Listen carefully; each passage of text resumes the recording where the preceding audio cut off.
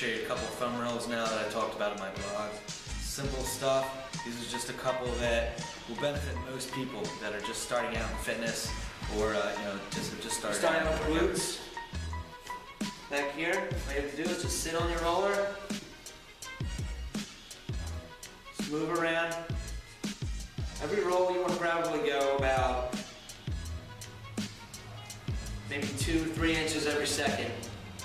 If you find a trigger spot that I talked about in the blog, you can sit and rest on your spot and it'll start to break up a little bit. Once you feel better, you can continue the roll. From going to glutes here to hip flexors, take one leg, put it up on the other leg. If you're stretching the right side, lean towards the right side. Put your right hand behind you. And you can roll out the back part of your hip flex. Make sure you do both sides. Again, if you find that spot, that trigger spot that feels like a bruise, you pause, apply pressure on it for about 8 to 10 seconds, and then continue rolling. Alright, another good one. Do the front part of the hip flexors. Put the roller just under one part of your hip. Apply as much weight to that as you can, as you feel comfortable doing so. You're going to roll right over the crease in the hip there.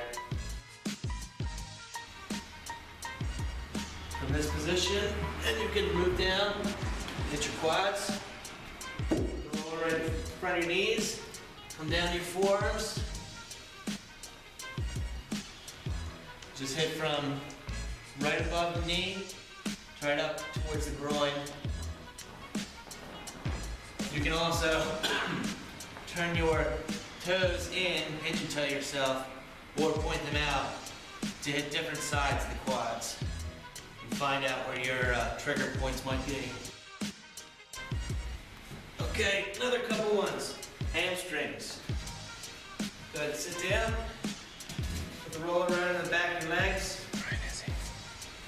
Push yourself up.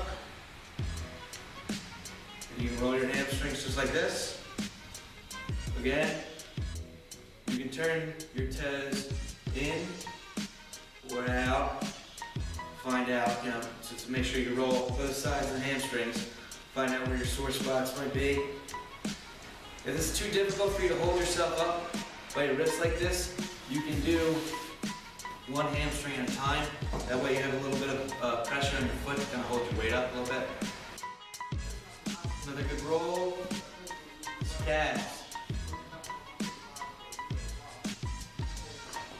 Make sure you hit the top part of the calf muscle and all the way down. Hit the lower part too. And do one at a time. Again, you can turn your toe, your foot in or out to both sides of the calf. Last one for show you today. Most people's favorite. Feels pretty good. And that's the upper part of the back. Lean against your roller. Put your feet flat on the ground. Hips up. Kind of walk your way down to the roller underneath your shoulder blades.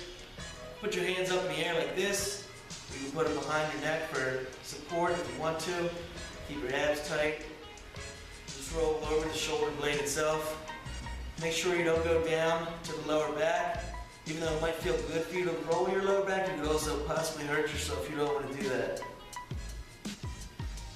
And also avoid going too high up to the neck from this position.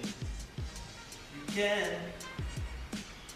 with your arms up, lean slightly to the left or to the right to apply a little bit more direct pressure on a certain part of your upper back. Alright, those are some pretty simple rolls. If you ever want to come in and try some more out, there's plenty of them. You'll have to find out where your trigger points are at for your specific needs. But it'll definitely improve everyday health and flexibility for sure. Thank you.